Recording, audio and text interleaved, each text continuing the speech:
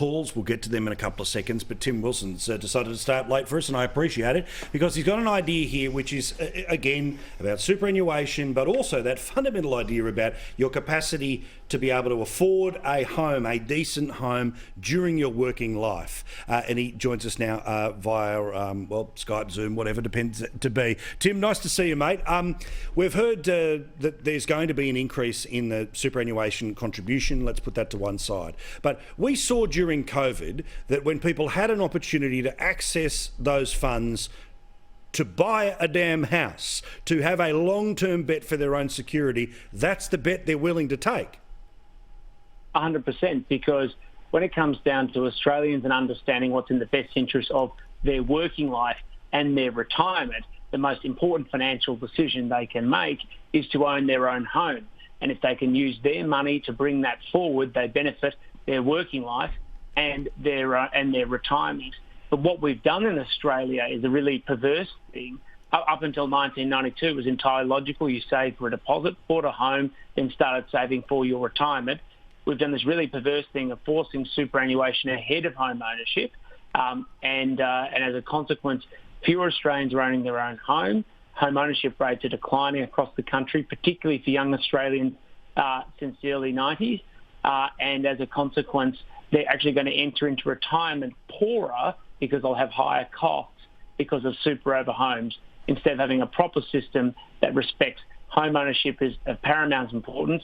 Superannuation savings is second. That's why the campaign we're running is called Home First, Super Second. But also, there's a fundamental idea here, right, where normal people can understand, and let's just use round numbers of $1 million, okay? Which is, if you're able to tip into the investment in your 2-bedroom, 3-bedroom home, that eventually it becomes $1 million, you've paid it off, you hold on to it for another 10 years, it might become 1.5, whatever. You then play Kaplunk when it's time to sell, where you don't owe anyone else, and then you end up that your bank account gets $1 million into it to help pay for your retirement.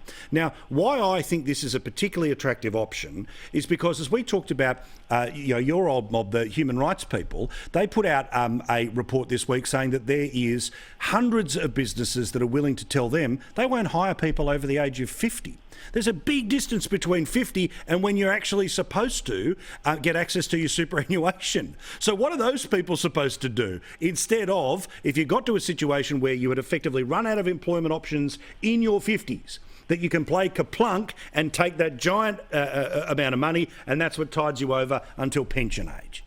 Well, the most important thing is that those people are able to get a job and they don't have to be in that situation. But, life isn't perfect, and so people don't have linear circumstances. And putting people in a position where all their savings are in super and while they need it actually undermines their position to retire with dignity and actually be able to get through their life.